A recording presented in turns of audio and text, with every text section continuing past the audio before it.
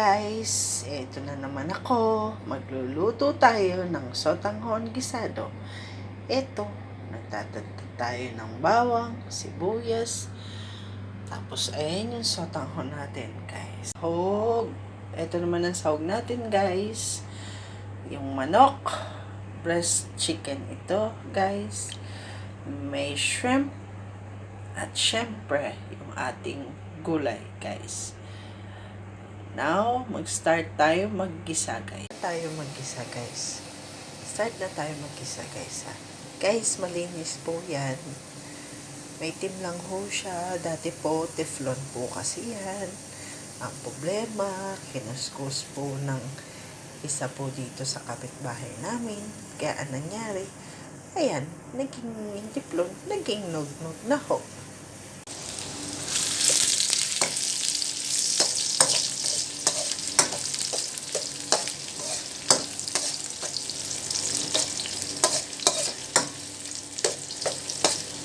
Pasensya na ho kayo, no? Kasi ho, nagmamadali ako at ako'y antok na. Kaya, sinabay ko na lang ang bawang sibuyas, guys, ha?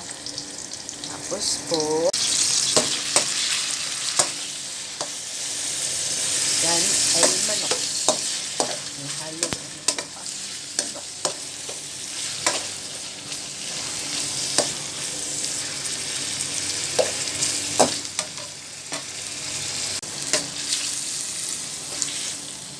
Next, ang hipon.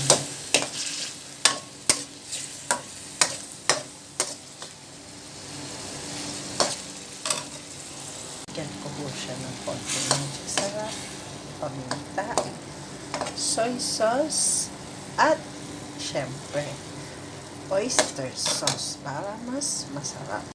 Nalo na natin ang gulay. Ngayon, hihintayin lang natin siya kumulo.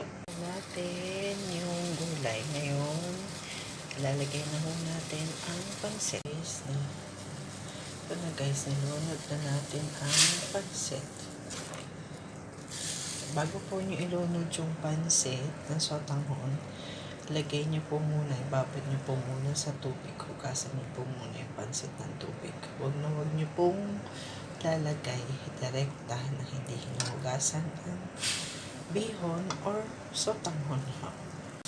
Nalipat na po natin sila guys. Ito na po yun. Konti na lang kulo at maluluto na. Siya guys. Luto na ang ating sotanghon gisado guys.